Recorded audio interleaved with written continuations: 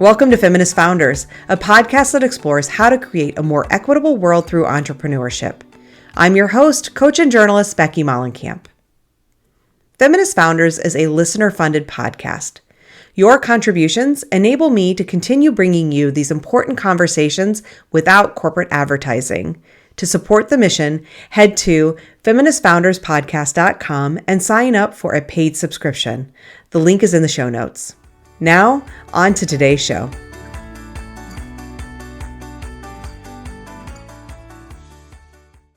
Hi, Amelia. How are you? Hi, Becky. I am thrilled to be here. How are you? I'm great. I'm going to share in full transparency for folks, because you will be listening to this in a time machine after we've recorded this. And just for, who knows, I don't know that any of this will come up in the conversation, but just so you know, we are recording this the day before the big election. And we don't know how it's going to go. You who are listening know how it went.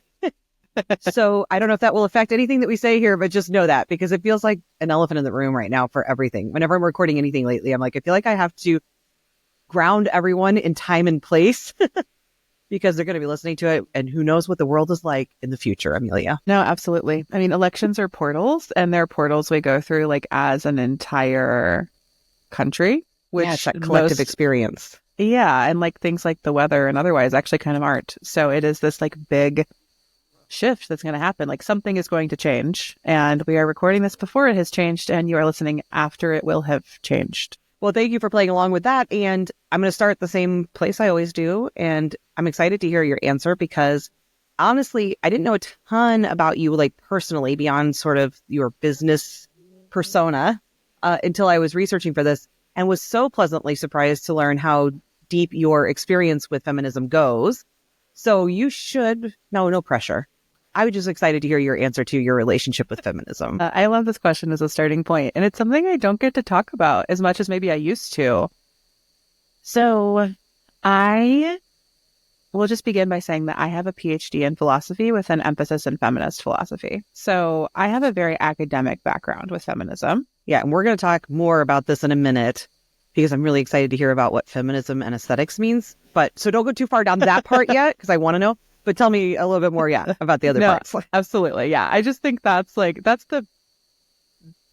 was years of study of feminism in an academic context that really shaped, I think, how I became a feminist. So I grew up in North Carolina, and I would say I grew up in a pretty small community, relatively conservative community. Being a feminist was not something I ever would have said I was. I went to a women's college, but it was formerly a Southern Baptist college. So it was not feminist forward. While I was there, they actually closed the Women and Gender Studies department. There was like one professor who was like really trying to make it happen, and it no longer existed by the time I was graduating. And honestly, that didn't really bother me. Like I didn't have any sort of feminist consciousness around gender or sexuality or my experience of the world as a cis woman and how that was impacting me. I think that I had really been trained in this sort of like equality rhetoric that women and men are equal and I have equal opportunities and therefore everything is fine and we don't need feminism. I think that's definitely like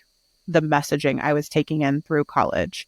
And then I, after college, moved to Chicago to pursue my PhD in philosophy. And when I did that, I started taking classes in a women and gender studies department at DePaul University. And this just really opened my eyes, mind, and heart to just putting language to so many experiences I had had. Putting language to the weird feeling that came up when somebody told me that my department had worked really hard to bring in more women the year that I came in. And like that was, I was kind of like, that pinged weird. I don't know how I feel about that. Or, just many of the gender dynamics I'd experienced in romantic relationships. And I'm like reading these feminist texts by, originally like Simone de Beauvoir, but then also like Audre Lorde and Maria Lugones and so many other contemporary feminists. And so I just learned so much. And I just felt like I finally had words to explain a lot of the discrimination I had experienced, a lot of the problematic dynamics I had lived through in relationships, and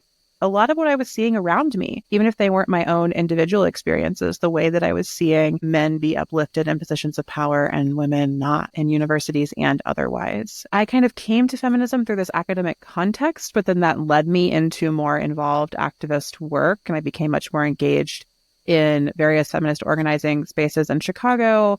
I started making zines about feminism and selling them at zine fairs around the city and writing a lot about sort of my feminist consciousness raising and awakening. And I created this project that I called 50 Feminist Mantras at the time. And I was sharing those every Monday on Instagram. And I kind of built a small following and platform around that. And I eventually self-published a book called 50 Feminist Mantras that collected 50 of the ones I had written. Eventually that book was purchased by a publishing company and I republished it with Andrews McNeil. But I really think throughout what I was always trying to do, like my relationship to feminism was one where I'm always like, have this depth of academic study, but a clear recognition that that is not enough to change anything. Like knowing the things doesn't necessarily shift anything. And so I was always trying to both like embed and embody what I was learning into my daily practices and that was a lot, but that's my relationship with feminism or how it formed. And you mentioned Instagram in there, which is fun because we're going to talk a whole lot about social media and not using social media, but it obviously played a part in getting you going and where you are. And I definitely want to talk about the leap from philosophy, which is every parent's dream for their child, right? To go get a degree in philosophy, the most useful of all degrees. And I say this as somebody who's like, an English, journalism, but still. And how you made that transition from all that feminist rhetoric and learning and into where you're at now with podcasting and things like that. But before we do that, tell me about your dissertation about aesthetics and feminism. When I think aesthetics, and I think maybe in the academic sense, it means something different. Or like just the way things look, right? Visuals. So tell me what aesthetics and feminism means. I'm used to people telling me they think of like estheticians, like aesthetics that starts with an E, which is one context for the word. Or the word aesthetics, which broadly we kind of use to just mean style, right? Which is closer to what I was studying. So my dissertation was titled something like Toward Feminist Aesthetics. And I was trying to tease out this feeling I had that there was something relevant in the way that there's something really connected and interrelated in how feminist philosophers were trying to teach us to be more open to other people's experiences and more open to our own experiences. I thought there was something in there that was really similar to these German philosophers I was reading, all like dead white guys from the 18th century or earlier, who were trying to say something about our experiences of art opened us to the world in different ways. Our experiences of beauty, whether natural beauty or beauty in man-made art, transformed our relationship to how we think writ large. So my dissertation, I wrote 3 chapters that were 3 conversations I was posing between a German idealist thinker and a contemporary feminist thinker, teasing out these concepts. And so the basic premise of it really had to do with this experience I had at an art museum where I felt like my life radically transformed. I stood in front of this Carrie James Marshall painting and I was able to see myself across like a vast identity differences and so much more and be like, wow, the world is opening to all of us in a different way. And we get to choose how we interact with that. And in aesthetics, there's this big impetus to think without conceptualization. So to like see something, experience something, and not immediately be like, well, this is that, or this means that, or this is this. Like to actually allow it to have that openness of not being conceptualized and to feel that and be with that. And I think there is so much within feminism, certain types of feminism at least, that's trying to say like, we can have these experiences without having to immediately conceptualize, typify, name them. We can be with another person without having to break it down into so many strict identities or so many strict meaning-making systems. We can just let it be to a certain extent. And so I was trying to understand how what I was learning through aesthetics and the experiences of beauty and sublimity and art might meet what I was learning in feminism and our understandings of gender and sexuality and difference. And so my dissertation was kind of 3 different ways of looking at that. And I did that through the concepts of happiness and love and the erotic in Audre Lorde's work. And I framed the whole thing through my experience that I had with this painting And writing a dissertation is hard and horrible and no one should ever do it. But it was also like beautiful and wonderful. Is it out there for people to read anywhere? You can go read it through the DePaul library. If you so like, it is online. You can like search my name in their library database and read a copy of it. I would recommend like you can read the introduction. I would not go into the chapters. Like it is 100% like philosophy speak. But the introduction and the conclusion really talk more personally about like my relationship to these things and why they mattered to me. And I think that could be of interest. And I can probably find you a link for the show notes to how to access that. Does that, everything that you sort of learned in that time and that you were processing in this way, does it show up for you now? Like, is it still, does it feel relevant? Is it like part of your work and part of your life now? I'd say yes and no. Like, I think that those years of study and writing my dissertation like changed who I am as a human being. And that's clear in my relationship to feminism. Like I wasn't a feminist. I wouldn't have called myself one. I would have probably actively said I'm not one when I went into my program. And I think that by the time I came out, it's like one of the most important aspects of my political work. But I will say like, I don't think about philosophers. I've forgotten so much of what I knew. I mean, I had to read fluently in French and German to write my dissertation, and I could not do that anymore at all. That is totally gone. But in terms of like how it reshaped how I think about the world and how I approach the world, that is still with me. And I think it's even with me at Softer Sounds. Like when I call the studio a feminist podcast studio, and I'm sure some people see that and they think it's a sort of like shallow identity marker thing that I'm doing. But for me, it's like a very deep commitment to the way that I think listening is a very radical act. And I think it can be done in exactly this way I was teasing out in my dissertation, because listening, I think, has a lot more openness.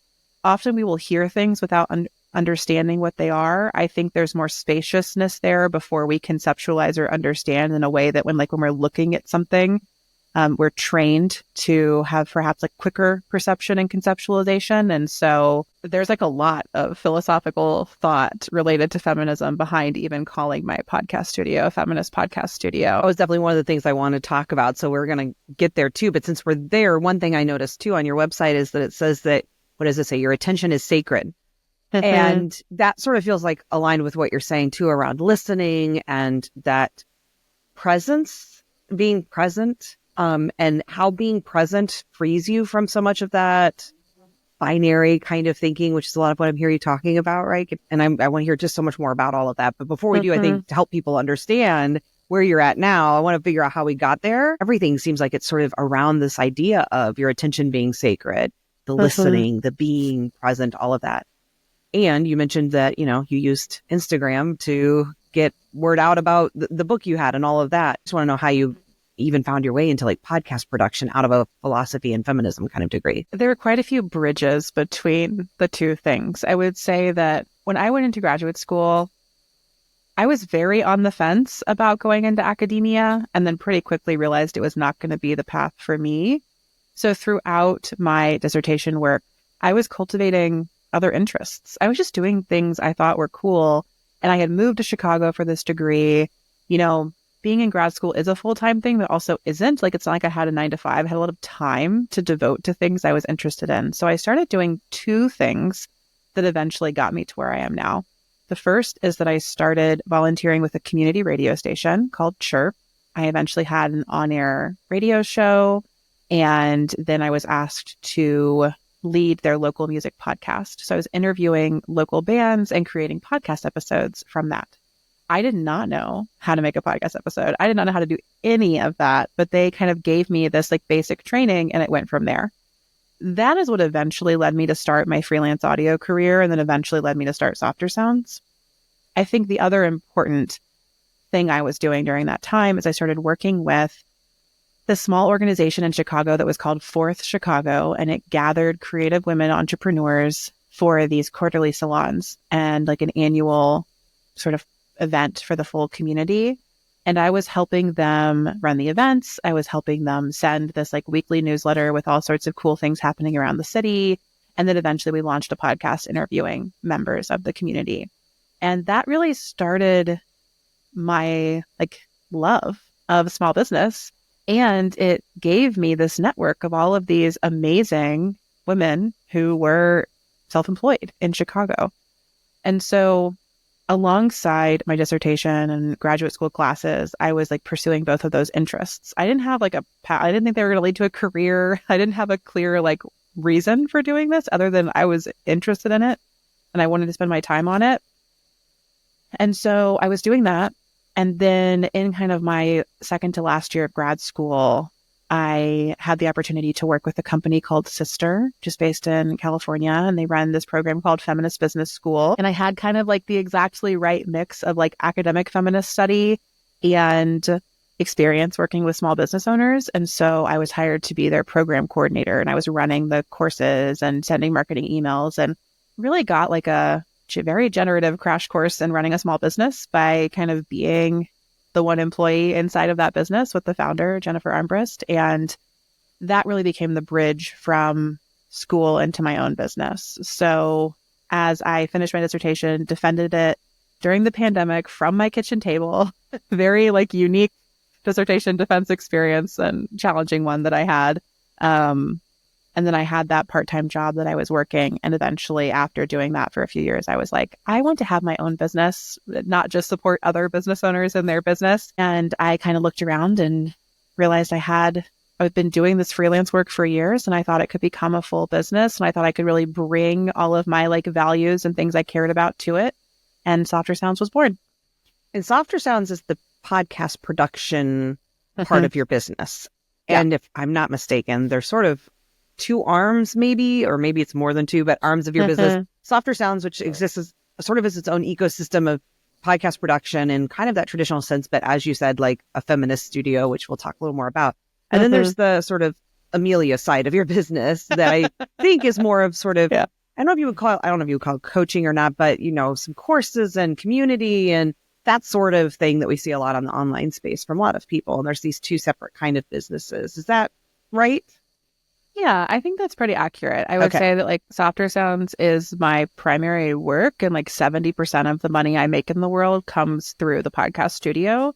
And then I guess it is like my Amelia stuff. I think of it almost as my like just off the grid as its own business. So like the podcast and everything that comes from that, but that's shifting a bit in the year to come. So yeah, there are these two different models. One is like high touch services and that like I provide with myself and a small team. And the other is more like writing and teaching and podcasting and like bringing all of that together sort of through my like original ideas and things I'm creating. And community building through memberships. So when Softer Sound started first though, and I'm guessing the Amelia stuff kind of came along a little bit more after that as you had a little more experience of running the business? Yes and no. Oh. So before I did anything you would now know me for online, when I was on Instagram, you know, I had mentioned like I self-published a book. I sold that book to a publisher. So I had a little fledgling business that I was running in, like 2017, 2018, 2019, 2020, where I sold my book. I sold little courses. I used to teach a Selfies for Radical Self-Love course / practice group that I would sell. And I had different types of workshops and offerings that I taught and like did with collaborators in Chicago and elsewhere. So I had this sort of fledgling almost influencer business, like influencer content creator, teacher business. And when I decided to leave social media, I realized like I couldn't keep that going. I wasn't going to make any like substantial amount of money. I made maybe a few $1,000s a year doing that before. And I was like, well, I need to make more than that to survive. And so that I launched Softer Sounds because I needed a full-time income. And I was like, what can I do that's going to be a full-time business? And that's what led me there. But you were still, when you launched Softer Sounds, if I'm not wrong, and I could be, you were still using social media. Like your approach to marketing was probably more of a traditional thought around marketing, or did those happen concurrently? You left social media? I left social media 6 months before I launched Softer Sounds. Okay. So most people who are starting a business, even a service-based, high-touch service-based business, I think they would be like terrified of launching a business without social media, right? Yeah. Because we think of it as such a big marketing tool. We're going to talk about all the reasons why it doesn't need to be. Yeah. But I think for many people, they'd be like, wait, I had assumed it was right after, and that maybe you decided it was too much. So what before you launched the business, just what was the reason for leaving social media? I'm assuming the noise, but. Yeah. So the decisions were not concurrent. I will say, like, when I decided to leave social media, I didn't know I was going to be launching this podcast production studio. I decided to leave social media in January of 2021. And that was really after, everything that happened in 2020, which was a lot. Obviously, the pandemic happened. We had a racial uprising in the US, and that, perhaps was like most localized in Minneapolis and the Twin Cities, but being in Chicago, which is very close, like felt very present there. And I was on Instagram through all of that, running my account and honestly really trying to grow my account because my book came out in October 2020. So I was putting all of this energy and effort into growing my platform, which is what I had been told to do. I had spent all this money hiring a social media strategist and doing book photos and all these things. And my book came out in October 2020. And then by January 2021, I was like, this is not working for me. And another thing that happened that year was I read most of Surveillance Capitalism by Shoshana Zuboff. And I was like, oh, so these apps are tracking everything we do. They are impacting my decision-making on a much deeper level than I realize. And even when I tried my hardest, it didn't work anyway. Like, I didn't get thousands of followers. I left Instagram with about 3,000 followers, but like, I wanted over 10. I wanted like the little K in my profile. I thought, like, I worked really hard for that and it didn't work. And then I realized how much this was impacting otherwise. And I was like, I have to get out of here. So in January 2021, I decided to leave. I shared that I was leaving.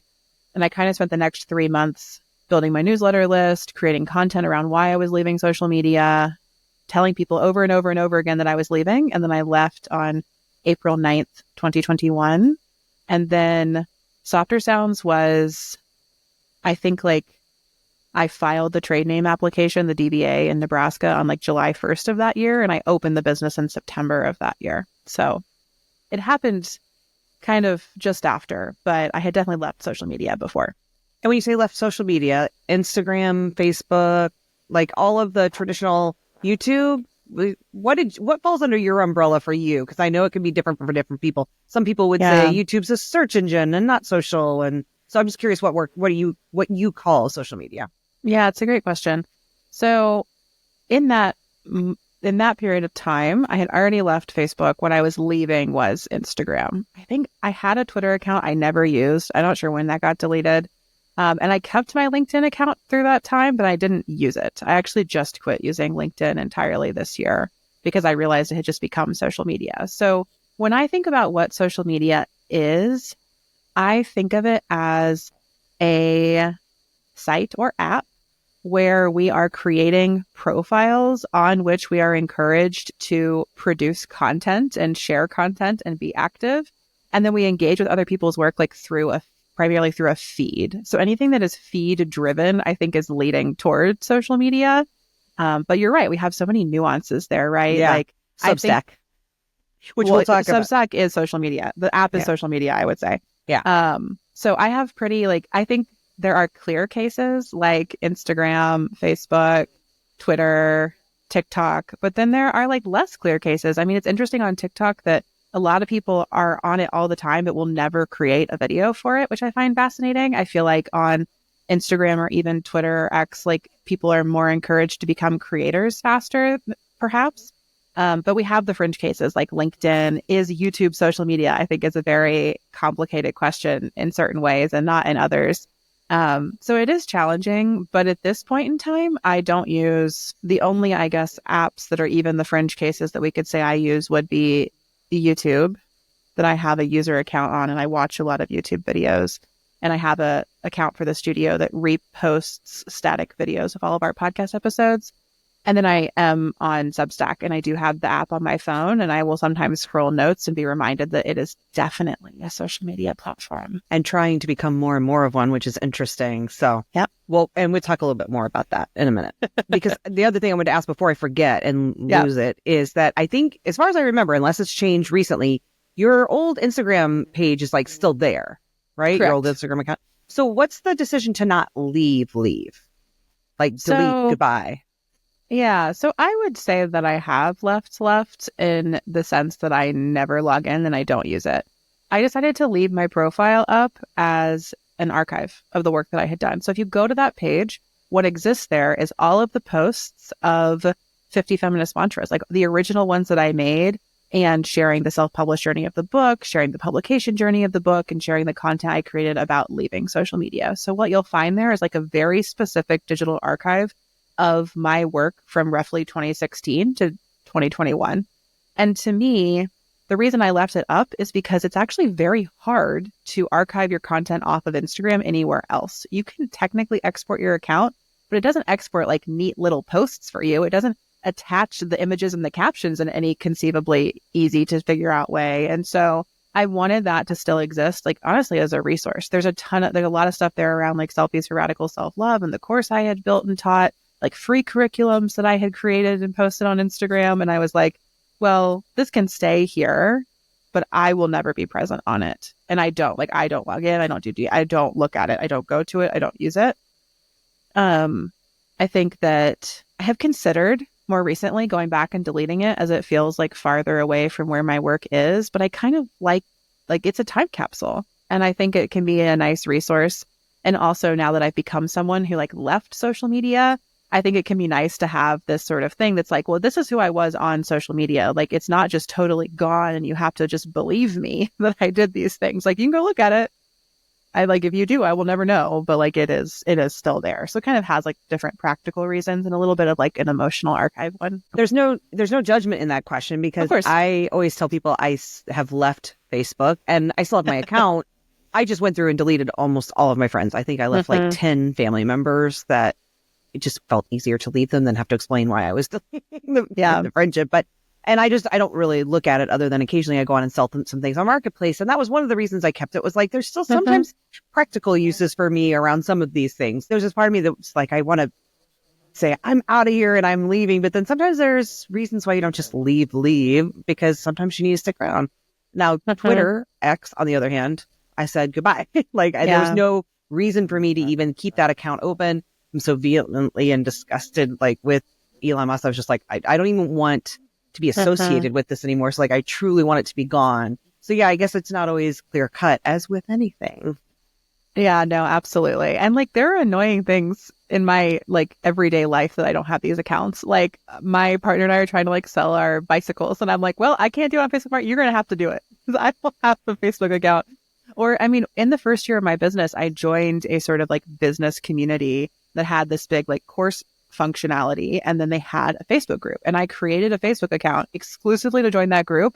And within a few days, I was like, absolutely not, I'm out of here.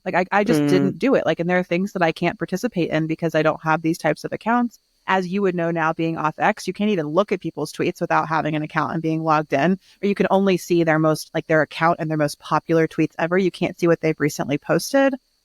And so when I want to read my partner's funny tweets, I have to ask for their phone. I can will you hand me your Twitter and I'll go read all your tweets from the past 2 weeks?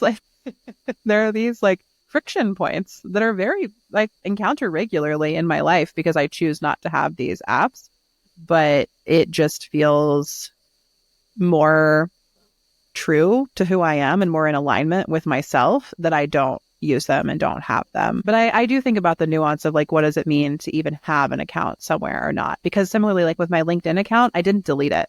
I just logged out and never logged back in. But there are other spaces where I deleted whatever Twitter I had. I deleted the Facebook account that I had.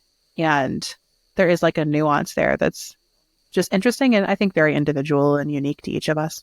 Yeah, especially when we're it's one thing if you're doing it for noise reasons. But when if it's an ethical thing, those ethical lines can be murky. And I just think it's important for us to acknowledge that. It's not, I think when we start to get really finite about what is and isn't ethical, then that's where we come into some problems. You, I'm sure, maybe I'm not sure, I think I'm sure, probably had some fears about leaving social media. And then probably even more so when you decided to launch your business and didn't have social media. I wonder if you even sort of thought about maybe I need to start these back up in order to do this business. Yeah. So how did you manage all of the because I think I hear from so many people, and I know you must too. I want to get off social media. I can't stay on social media. I have this business and I feel like I have to be there. I'm terrified. No one's going to buy my stuff. Did you have all of those fears, and how'd you navigate those with starting a business without social media even from the start? Yeah, absolutely. I had all of these fears. I always like to emphasize that I was never a Luddite. Like I am not someone who's like, I was never on social media. And so I have some sort of like moral superiority. Like not at all. I was so in. I spent thousands of dollars on social media strategy and photos and all of this. Like I was in financially, emotionally, with time investment. Like I was so in on Instagram. And I had a ton of fear extracting myself from that space because I had built this like small following. And I really believed that like the success of my work was based on that. Like it all hinged on my Instagram. And I had to do this whole process of like emotionally divesting from that belief, like starting to believe that I could cultivate community in other spaces on the internet. And it took a lot. But like the fears that came up, there were so many. I like teach a workshop on this sometimes. And when I go back through naming all of them, I'm like, oh, it's a lot. You know, I was afraid everybody would forget who I was if I left social media. I was afraid I would never have anyone to talk to about the things I care about again. I was afraid that nobody would ever invite me to anything. I was afraid that I would never be able to make money again. Like all of these fears came up just being a person on who wanted to get off of this app. And it was really scary. I mean, I think there were fears just around like that I would be invisible to everyone, that I would be illegible to everyone, I would be forgotten, like a lot of like abandonment fears that came up. And then a lot of money stuff around like, well, how am I ever going to share my work and how's anybody ever going to buy it if I'm not on social media? But I think that's also part of why I spent 3 months leaving. Like it was one to communicate with everybody and try to like get them to follow me onto my newsletter, but also because I just needed the time to feel okay, like for my nervous system to regulate to leaving and for like my window of tolerance to be okay with that decision. And through that process, I wrote this list that has become probably the most like popular thing I've ever made, which was a list of 100 ways to share your work off social media. And actually, I think the original version was 100 ways to share your work and life off social media. And there's so much stuff on that list. It's like everything from buy a spot on a billboard to start a newsletter to call your best friend and tell her what you've been doing this week to write down 3 things you want to happen for you in the next year and say them out loud 3 times. Like everything on every level of like emotional, practical, spiritual, like material, business strategy, whatever is on that list. And creating that list helped me believe that there were just so many more options for me and I could be so much more expansive than my thinking.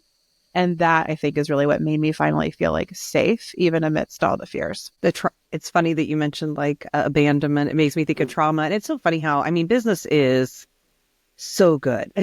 Just like having children is so good at helping you uncover or reveal traumas and new ways they're showing up and working through them. So yeah, like, because that really speaks to me as somebody who has abandonment issues. Because for me, that fear of being forgotten thing is the big, like, it's almost like, will I exist if I don't exist? It's like if a tree falls in the woods and, doesn't make a sound. Do I exist if I'm not on social media? And that's scary for people. What happened? Has your idea of, I mean, I know the answer, you would be back on social media probably, is that it's worked for you, but has it gone how you thought it would? Has it been better than you thought it would be, worse than you thought it'd be, more challenging than you thought it would be? Like, what's that experience been like? Because now you're a few years off of what was once your primary sort of social media site. I think there are definitely different phases of the experience. Like for myself and most of the people I talk to on the podcast, like right after you leave, there's this sort of like high of like, I left and now I have all this energy and attention and I feel so motivated. And like, that's a period of time, especially for folks who like have a sharing practice online where you will often like write a ton of blog posts or write a whole bunch of newsletters. I sent more newsletters in like the 6 months after I left social media than I did in like the following 3 years. Like I had trained myself to create so much content for Instagram that I got to funnel that elsewhere. And I think there's this like big period of kind of like elation and that feeling. And then I think slowly, like I tend to call it like we return to human pace. Like I realized like, oh, I could just like actually make less. Like I was really burning myself out trying to constantly be in creating mode.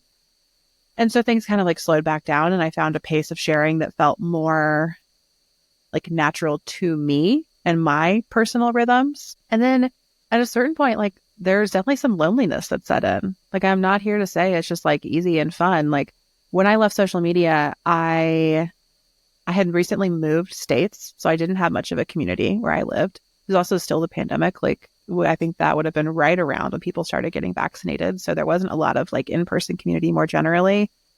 And there have definitely been periods of time where like FOMO is real. Like it's not just FOMO. Like I miss out on things like actively. Like it happens. It's not a fear of missing out. It is the actual missing out that will happen because I'm not there. And I've had to deal with those feelings as they come up.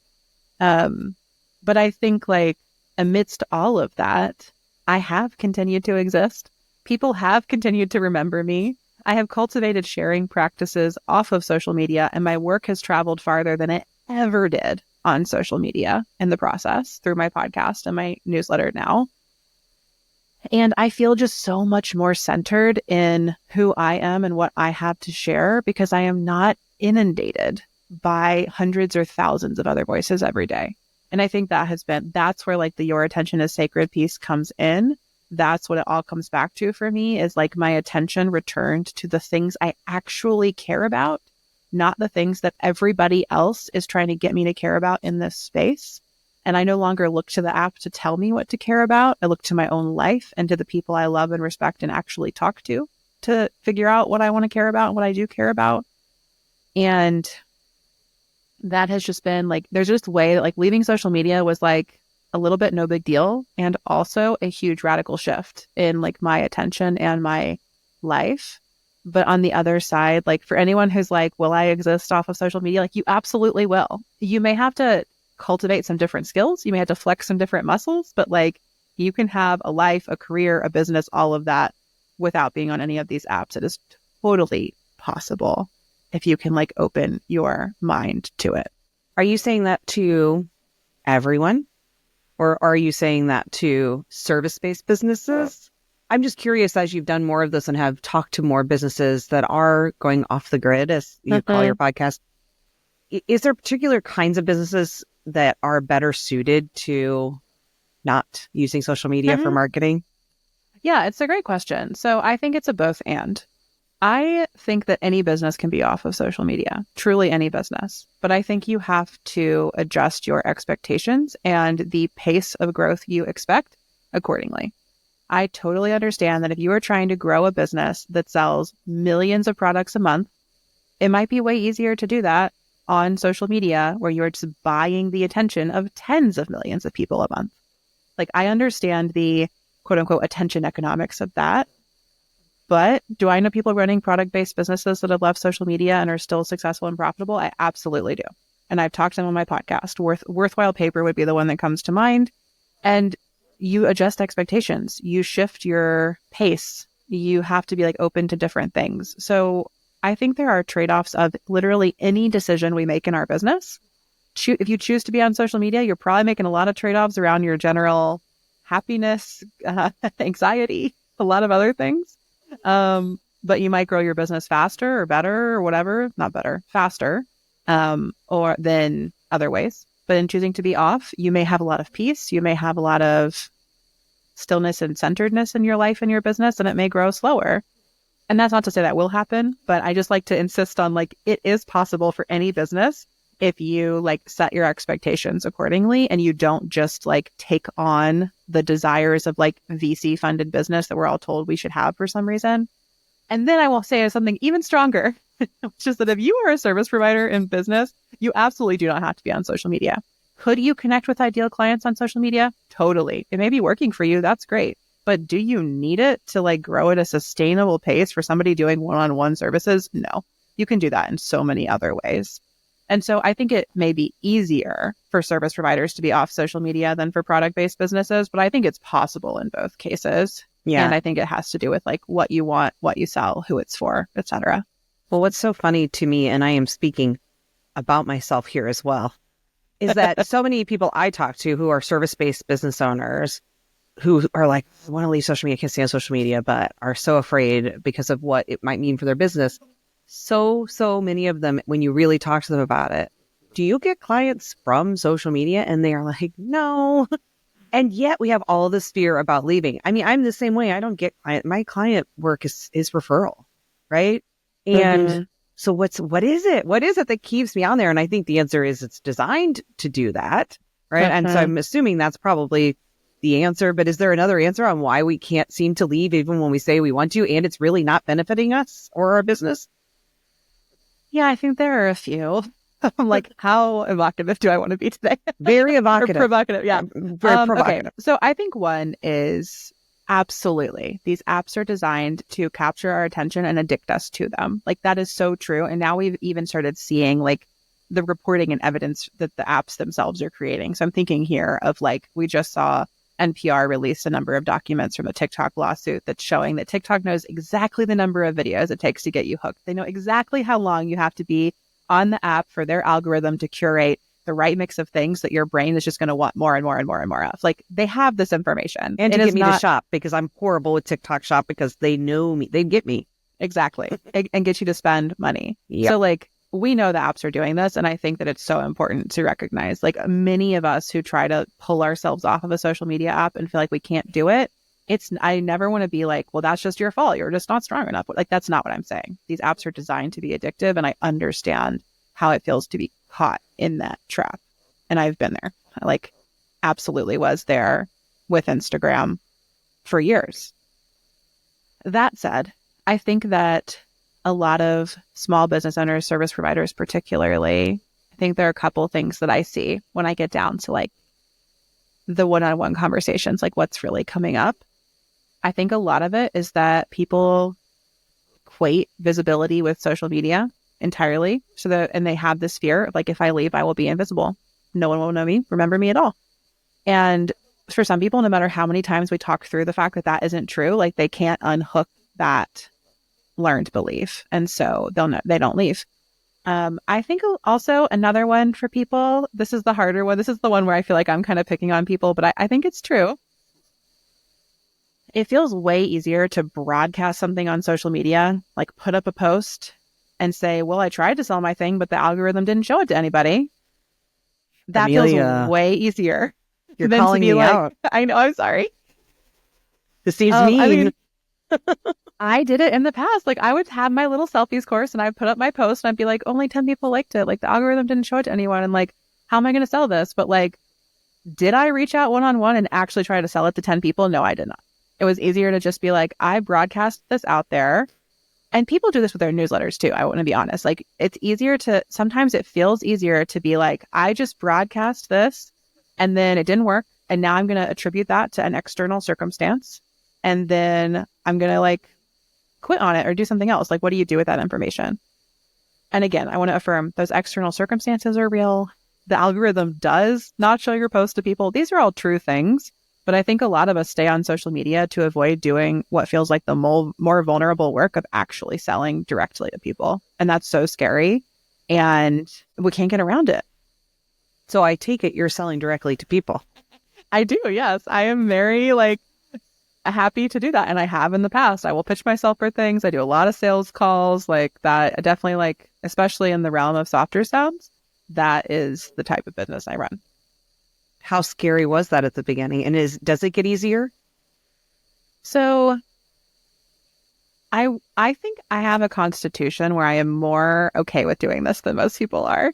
I'm Aries Sun, Gemini Moon. Like, let me shine and let me talk about it. That's like what I like to do. So I do like to own that and recognize that, because I think for me, it feels scary, but not, life ending to do that and get a no. I think for some people, it is like so hard and painful that it really feels like the end of the world. And I want to acknowledge that. Like, that's why so many of us have to do so much healing work before we get into business.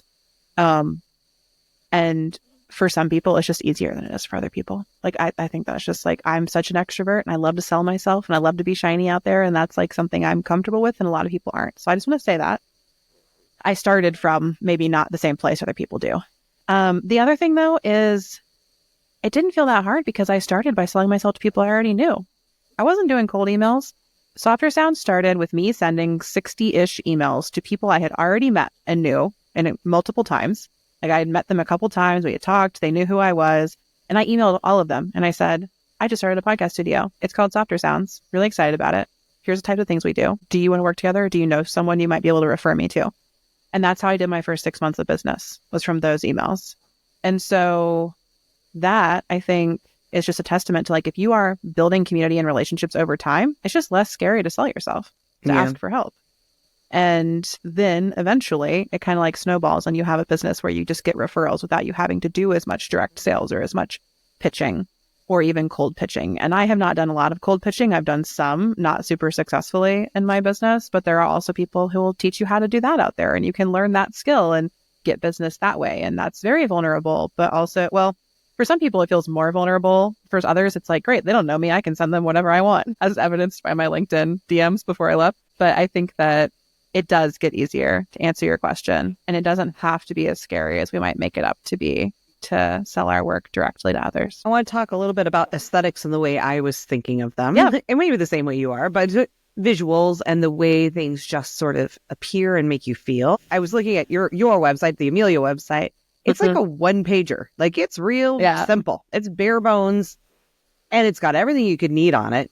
And yet, I think most of us are terrified, in the same way we're afraid of leaving social media, terrified of a website that's that sort of basic and simple, of just like, here's my one-page website. Here's all the stuff you're going to need. Softer Sounds has more than that. It's more of a traditional site, but even still, it still feels very aesthetically minimal. Like, there's just, here's the stuff you need to make an informed decision or to learn more about what I do. Are you interested? And I also noticed, like, your podcast cadence is not always, I think maybe with Off the Grid, you're a little more rigid about like being consistent, but because you have several podcasts and have had some that kind of come and go. But even with that, it seems like you're allowing yourself to have things work for you when they work for you. When you feel inspired, you share. When you don't, you don't.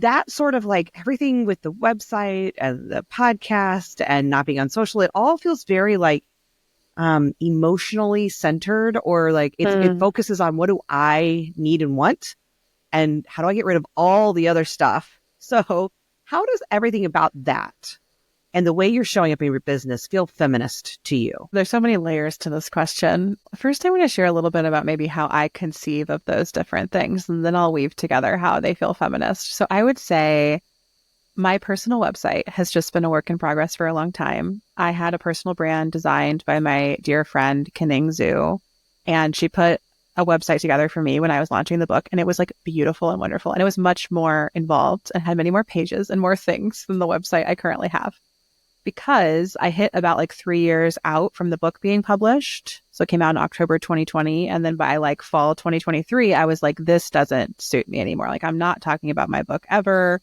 Like, it's just not where I'm at this stage. And I didn't know what to do. I was like, I don't know. I don't know what I'm doing right now.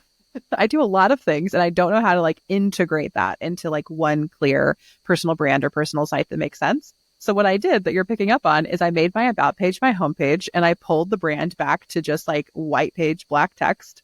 And I kept the like beautiful word mark she had made me in the fonts that we had picked out together. And like, that was it. So the website really like has shifted just to be sort of the essentials, because I don't quite know what the next iteration of Amelia is. I think that right now I'm pouring all of myself into these different projects, particularly like my businesses. And eventually I think there might be something more self-centered, like centered in myself in the future. And then Softer Sounds has a website that was built to be a business website. It's very brochure-esque, and it has sales pages that explain things to you and try to kind of like help you feel the feeling and want the things we sell. And then I have Off the Grid has a website that's very functional. It's just like, here's the podcast, here's the toolkit, here's the thing, the membership I want you to join. So I have these different online spaces, and I think they're all very functional and very straightforward. I think one of the ways that's feminist to me is I have just like a deep commitment to transparency. I really want to be clear about the things I do, the things I don't do, the things I sell, things I don't sell, how much they cost. All of that feels to me like a way of being a feminist in business, is to offer that transparency. And I do work with clients on like, what does that mean for you? Because I don't think it has to mean we all have like packages that everybody buys at the same price, but I think it's helpful to have, starting prices for custom work, or like different cues to help people understand where we're at with both our values and our pricing. And I try to live that out on my websites. I also think that for my personal site, there's a way where I'm just like trying to be all the things that I am and trying to let all of that show up at once, as opposed to being such a like personal brand as a human and just like totally niched down and locked in on one thing. Like, I like to show up in my multiplicity. And I think that that is feminist in many ways.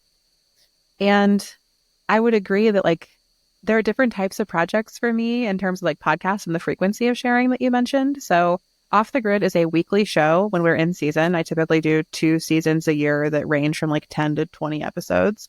So that I feel like is very consistent and reliable. Like if people know they can listen on Wednesday mornings and it's always going to show up on Wednesday mornings. And I run that show pretty strategically and like a business because it makes money. Like I sell stuff through it. And I think this year it's going to make like 25 grand, like not insubstantial money. And so I try to show up in that way. I'm like, I'm going to work. This is work.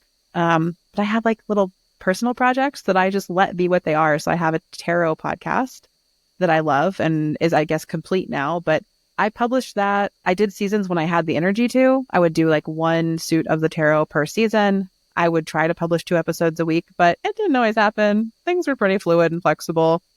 And I let that serve me. Similarly with my newsletters, the Off the Grid one comes out every Wednesday, but my personal newsletter, Cadence, Rhythm, that comes out literally whenever I feel like writing it, which is typically like 6 to 12 times a year, but like there's no plan.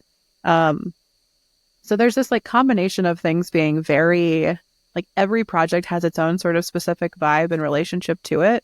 But I do have like a content calendar in Notion that everything is on. So I have both that like really intimate, like local view of everything I'm doing and a really like kind of high level big picture view. And I think that's also super important in our feminism. I think we have to be really attentive to like the material circumstances of our lives where we live and how can we impact and shift those. And also how can we have like both like a structural systemic view of feminism, but also like a global one. I've been trying to get more honest with myself about how US centric my feminism is and how limited that is. And I haven't got much farther than being like, wow, it's really limited, but I'm working on it. I feel that one big time. I recognize it a lot. And there is also, I guess, a part of me that's like, and at some point, I don't know, maybe this is an excuse. I think my whiteness shows up, my white supremacy, that, you know, it rooted white supremacy shows up sometimes in allowing myself some excuses for things too. So I always have to evaluate, is this that or truth? But there is also a part of me that's like, and the reality is I don't think, understand the nuances of every culture, every religion, every country, every ethnicity, and how my feminism is different, you know, how feminism looks different in all these parts of the world and all of that. That doesn't excuse me though from having at least a higher level understanding and perhaps I think the piece you're talking about, which is just at least the acknowledgement. I think that's the first place on the feminism front. So I wanted to say, I think what I noticed when I think about your business and the way I've seen it, and, you know, I'm in your membership, so I've seen like that also feels very like, everything just feels very simple. And when you compare it to, and I don't mean simple in a gross way, to be clear, like, but when you compare it to so many other things that I see that feel they feel like a lot of flash, a lot of like, we're going to throw everything at you. We're giving so much. And there's like all of this communication and this pressure and like bells and whistles. And it leads to, it feels like social media. It feels like this comparison. You can feel the comparison monster coming up. You feel like, oh, my business doesn't measure up to this. And, oh, they're doing all of these things and the overwhelm that you can get with social media and all of that. And I feel like your business models kind of what you're doing with saying, I just need less noise. Right. We all need less noise because that attention is so sacred. And I feel like the way you even are running your business, modeling your business, showing up in your business feels like it's honoring that. And that to me feels pretty feminist because it's honoring it yourself first, which is super important, but it's modeling it for the folks in your community too. So it's, you know, it's independent and interdependence. It's like the individual and the collective. And so to me, that is what I think when I see like, oh, you can allow yourself to say, I'm going to release an episode when I feel like it, or I'm going to send an email when it feels right to me, or I'm not going to worry about, do I have this perfect membership portal that you come into that's like, you know, bells and whistles and all the things. Like it can just be really simple. We can show up on a Zoom call that doesn't have to be, you know, in some fancy community place and all of that. So that's what I think of. With Softer Sounds, you specifically call it a feminist podcast community or feminist podcast studio. And you mentioned earlier, but I want to hear more about what, for that specifically, what do you mean by that? What makes it feminist? I think that in the realm of Softer Sounds, like I am explicit about gender and the language we use. Like I talk about supporting women and non-binary creators and business owners. And that feels important to me in the realm of podcasting, because podcasting, both in who is behind the scenes and on the mic, has been such a white cis male medium. And that is something that I want to shift. And so it felt important in the realm of softer sounds to really lead with the feminism and lead with gender to some degree. Like I felt that felt like it mattered to me. And so that's definitely one way it shows up. And it's important to me as well that all of the languaging talks about women and non-binary creators. So I'm trying to be specific that, and sometimes I will even say in certain places, like typically like not cis white men. That's who I'm trying to talk to anybody outside of that dynamic or that identity, combination of identities, because they're just so well supported in podcasting. You can get services in all these ways. And so well supported everywhere. Yeah. Yes. In the world. And so it felt important to me to be specific about gender in that context, and also to be really clear that I don't just mean women. Like for many reasons, but I think that, and when I say women, I don't specifically always say cis and trans women. I just say women, and it's intended to be trans inclusive. And so that is definitely a way that feminism shows up in softer sounds that I think is a little more like foregrounded than perhaps in the off the grid world. Like I don't use the languaging around gender there so much, but it's still pretty present in who shows up in the community. I think my whole vibe just attracts folks who, live on the margins of many experiences or many privileged identities in our society. But then there's so many other ways that the feminism shows up in softer sounds. So I really have crafted the studio to be a soft place to land for podcasters who have rarely ever felt supported. Most of the shows that I work with are shows where people are figuring it out on their own. Maybe they've had one other editor who just like didn't get it, and they can come to me and they can come to our team and they can feel like, okay, cool. Like they get what I'm trying to talk about. They support the message that I'm trying to share, and they can hear it and help me make it sound even better in my episodes. And also so one layer is like the content safety and support. But the other layer is like, I am so consistent and our processes are so clear and everything is built in so that you can trust us to like do the work we're going to say we're going to do on the timeline. We're going to do it to actually run your show. Like we have a well-oiled process for like running a weekly podcast so that you're not stressed out about urgency, so that you're not panicked about if anybody's going to get to it. Like I'm trying to remove all of that from the process of podcasting. And that also means that we're not for everybody. Like there is definitely a status quo in the audio world that editors should be turning stuff around like in a day. People want it back fast. They want it to move quickly. They want it on their timeline. Most editors I know are constantly like jumping to meet the demands of their clients. And at Softer Sounds, we do not do that. We do not rush. We do not work in urgency. And that doesn't mean we're not swift. Like I ask clients for audio 2 weeks before they want it to go live. And for some people, that is like astonishingly slow. And to me, it's like, no, that gives us a week to work on it, gives you a couple days to listen to it, and gives it a couple days to be published scheduled in advance. Like this is very timely and it's very like thought through. But I think that that's another way I'm trying to like interrupt. Like I think slowing things down and being intentional is another way that the studio is feminist. And even more than like the gendered language I use, that is where I really see who is for us or not for us. I'm like, okay, cool. Lots of people think of service providers as just like, they should be on call and on deck and willing to like change in a moment. And like, I'm just not willing to do that. And that also frees up my clients to slow down, and it lets them like actually feel that nervous system regulation in their work, because so many people quit podcasting because it's too stressful and they're so dysregulated. But I'm really trying to help everybody regulate around the process. And I think that is definitely feminist in my mind, at least. I think the word you said in there about intentional, maybe that's the word I'm thinking of that sort of feels like your aesthetic of your business, is this intentionality that ultimately I think intentionality feels incredibly feminist in a world that makes us feel like we're not allowed to stop and think about anything, because, when we stop and think about anything, we start to recognize how fucked up everything is and like actually start to want change. So as long as we're caught up in the hustle culture and the, urgency and all of that, then we're not stopping to think and demand change.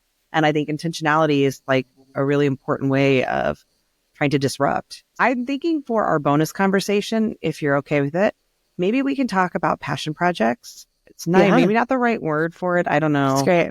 But because you've done so many other podcasts and, you allow yourself to take on these other things when you want to. And I'd love to learn a little bit more about how you balance all of that. So I think if for people who are multi-passionate, multi-creative, whatever word you use, that might be a great thing to tune into on the newsletter. So you can listen to that. The last thing I just want to know, and I think you touched on this a little bit earlier, but how do you evaluate now whether you're going to join something or not, whether you're going to be a part of something or not when it comes to those murky, and I think right now, I think the example that I'd love for you to just maybe walk us through as an example of how you make those decisions is Substack. Because you are using Substack. I think you're maybe still feeling like you're kind of in the experimental phase. Maybe you feel like you've decided to stay. They're obviously doing a lot of things that are making it more and more social media-like. And it has a lot of value in other ways for newsletters, podcasts, a lot of things. I'm there too. I think a lot of folks who listen to this are either using it or interested in it. So how did you evaluate that and come to the decision to use it, even though it does have kind of that social media feel? Yeah, and this is a great question. So thinking about Substack specifically, I think there's an episode of my podcast where I talk about this a little bit. So I'll send you a link to it so folks can tune in if they want more. But basically, I went to Substack because there was very specific functionality that I wanted that I couldn't really find much anywhere else. So I had like a very specific use case, and that's why I decided to go to Substack. I knew in the spring, I was getting ready to wrap up the 3rd season of Off the Grid, and I wanted to launch a private podcast. So I wanted there to be when we weren't publishing free episodes on the public feed, I wanted to keep going with my weekly cadence, but for paid subscribers, because there were just a lot of people listening and I was feeling under-resourced. I felt like I was not getting back the it's not all about money, but just the energy and time I was spending into it felt like it was starting to drain me. And I was like, if I could, I would actually like to make even more stuff, but I just want to get some financial resource back for making the show at all. And so I decided I wanted to launch a paid podcast feed. And I also really wanted to start sending these link roundup emails because I was just bookmarking dozens and dozens and dozens of things a month that were about social media, about online business, but just didn't make sense to talk about anywhere in my regular episodes. And so I had these two desires. I was like, I want a paid podcast and I want to send emails to these paid folks. And so I started looking around, and basically what I discovered is I could launch a paid podcast through Hello Audio and use Zaps to have emails go to people. But I've had a lot of complicated issues with Zapier in the past and wasn't thrilled with that solution. And I could set up a private podcast with Transistor, but then I didn't have the email integration that I wanted. Similarly, more Zap issues. So, and then I looked into Ghost, but I couldn't figure out a clear monetization way to do this. And so I was like, if I want all of this with comments, I was like, Substack seems to be the place that's offering this. It's very easy and what is in fact free to start on. They take a cut of your payments, as you know. So I went to Substack for that reason. Of course, I was totally aware that there's also all this stuff happening on Substack and people want to be on Substack. And it made sense from the perspective of a podcast producer. A lot of my clients were on Substack now. So having more just skill on the platform to understand how to do things for them also was a reason where I was like, it would be good for me if I had a reason to be here. So that was how I decided to join Substack. I felt very aware of both the fact that they were building out more social media features. So I did an episode on Substack in the summer of 2023, I think. Yeah. Where I was very clear, y'all, this is becoming social media. They're building in followers. They're just adding all way back then. I was very clear on this.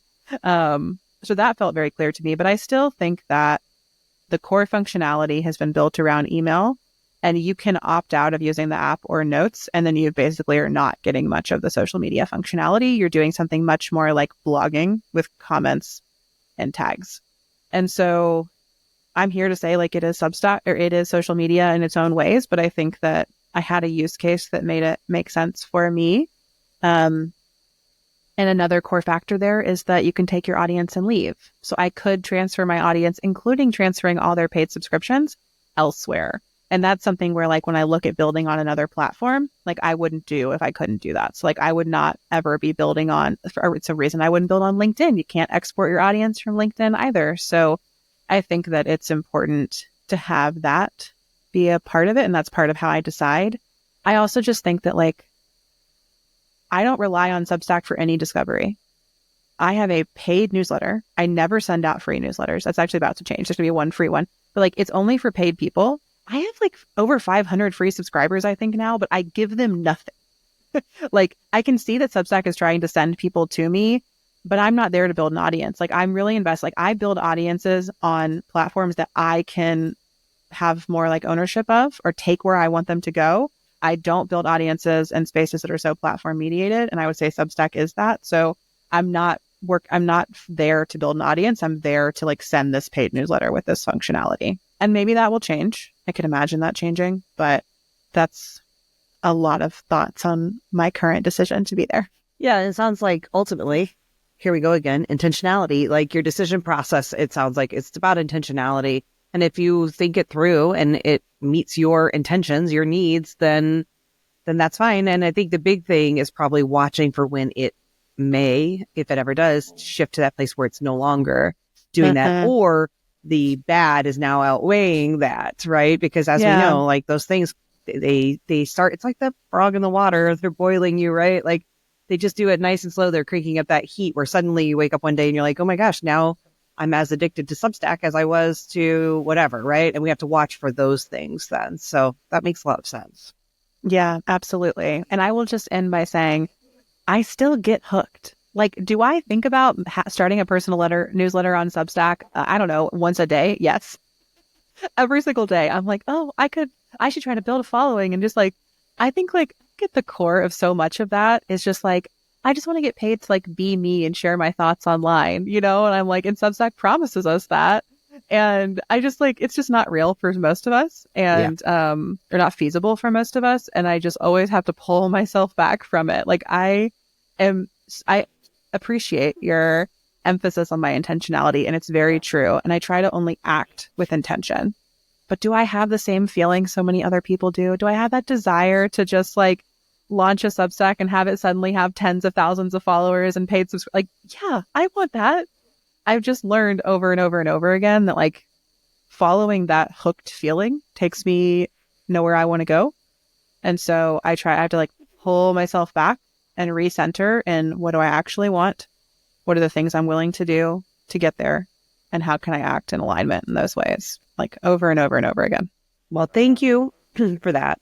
My feeling as I'm exiting this conversation is I have for about 3 months been saying, and real soon, any minute now, I'm going to switch my Instagram to a 9 grid, right? Because I just want to put something up that is static, that still serves me by pointing people to places, but I don't want to be engaged there anymore. So I'm going to make a commitment to myself that by the time this runs, that 9 grid will be there. So if you're listening, hold me accountable. Go see if I've done it. Because if I haven't, tell me I need to. Because or this episode comes out, or I'll never release months.